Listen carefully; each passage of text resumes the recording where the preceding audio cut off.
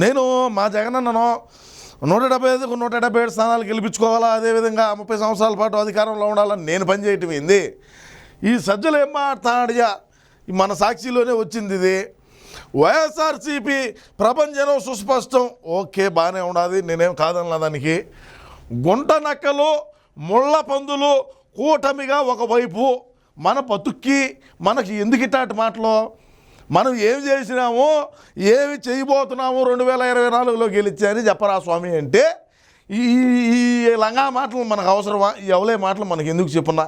సజ్జలన్నా నీకే చెప్తున్నా, అసలు నువ్వు బయటకు వచ్చి మాట్లాడటం ఏం అవసరమో? నువ్వు బయటికే రావద్దు, నువ్వు మాట్లాడే వద్దు, మేము చూసుకుంటాం. నేను నాకెందుకు అంతర్జాతీయ ప్రధాన కార్యదర్శిగా పదవి ఇచ్చింది, గొంతుతో కూడా పోతాంది అరిసి అన్నను ఖచ్చితంగా గెలిపించుకోవాలని నేను పనిచేయటం ఏంది? ఈ కథలేంది? జగన్ ఒక్కరే ఒకవైపు, ఆయన వెంటే జనం ఉన్నారు. ఎందుకు లేరు? తల్లి చెల్లి ఎందుకు రాలేదు? ఈరోజు సినాయన కూతురు ఎందుకు రాలా? సినాయన భార్య ఎందుకు రాలా? అమ్మ ఎందుకు రాలా?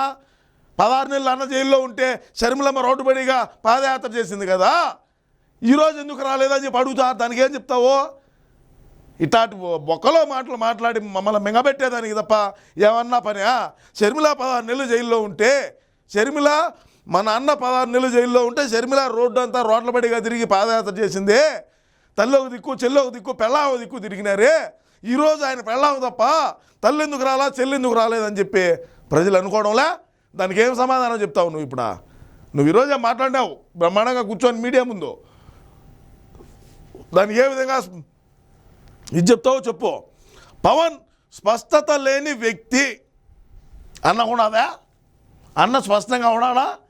ఏ రోజైనా సరే మనం ఇన్ని మీటింగులు పెట్టినాము, ఈ మీటింగుల్లో ఎక్కడైనా సరే మేము అధికారంలోకి వచ్చిన తర్వాత మేము ఇచ్చిన హామీలు మేము ఈ నెరవేర్చినామని చెప్పి చెప్పగలిగే దమ్ము ధైర్యం ఉన్నదా? తీద్దామా మేనిఫెస్టో మంది? మన మేనిఫెస్టో తీద్దామా? మన వైసీపీ మేనిఫెస్టో 2019లో ఇచ్చినటువంటి హామీలు ఏవైతే ఉన్నాయో 730 హామీలు, వాటిలో ఎన్ని నెరవేర్చినామో చెప్పగలిగే దమ్ము ఉన్నదా మనకు? చెప్పు. అట్టయినా పర్వాలే, నేను వింటా. ఎందుకంటే నువ్వు ఇటువంటి లంగా మాటలు మాట్లాడితే అన్నకు డ్యామేజ్ జరుగుతుంది. అన్నకు డ్యామేజ్ జరిగితే ఆడ ఖచ్చితంగా సీమరాజు అనేవాడు ఉంటాడు. మన పార్టీ ఓడైనా ప్రతిపక్షం ఓడైనా ఎవడైనా సరే నేను ఖచ్చితంగా నా గలం అయితే ఇప్పి గలంగా మూసిపోయేట్టుగా ఉండరా సోములరా. మీరు ఖచ్చితంగా మీరైతే ఎందుకులే మమ్మల్ని ఎందుకు ఈ విధంగా? చంద్రబాబు కోసమే పుట్టాడు పెరిగాడు. తెలివి ఉన్నదా కురవన్నా సజ్జలా? నీకో కడుపుకు అన్నం తింటున్నావా? ఏమైనా గడ్డి తింటున్నావా? ఏంది ఇట్లాంటి మాటలో? చంద్రబాబు కోసమే పుట్టాడు పెరిగాడా? నువ్వెవరి కోసం పుట్టినావా? నువ్వెవరి కోసం పెరిగినావా? నువ్వెవరి కోసం ఇచ్చేస్తున్నావు? ఇప్పుడు కురవన్న కడుపుకు అన్నం తినే మాటలు మాట్లాడితే మర్యాదగా ఉంటుందని తెలియజేస్తున్నాను నీకే. మన పార్టీ ఎవడైనా సరే ఇటువంటి మాటలు మాట్లాడితే ముందుగానే జన సైనికులు ఏ విధంగా అన్నకు పెళ్లి చేశారో గుర్తున్నదా? నీకు జాచారంగా రాబోయే రోజుల్లో వాళ్ళతో కొద్దిగా జాగ్రత్తగా ఉండని చెప్పి మరొకసారి తెలియజేస్తా ఉండా. ఎన్నికల అనంతరం బాబుతోనే ఆయన అంకం ముగుస్తుంది. ఎన్నికల అనంతరం జగన్తోనే ఆయన అంకం ముగుచ్చాది అని చెప్పి కూడా అంటున్నారు. మరి మనం ఏం చెప్పాలా? ఎన్నికల అనంతరము అన్నాడుంటాడో నువ్వేడుంటావో, నువ్వు చేసిన పనులేంది, నువ్వు చెప్పిన కథలు కార్ఖానీలు ఏంది అనేది ప్రతి ఒక్కరూ కూడా ప్రజలు వింటానే ఉన్నారు. నీకేం మామూలుగా ఉండదు. నువ్వు ఊరికే ఇటువంటి అవలే మాటలు మాట్లాడినావంటే.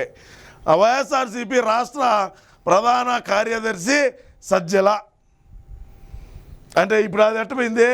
ఇది ఇప్పుడు సలహాదారుడు కాదు నువ్వా?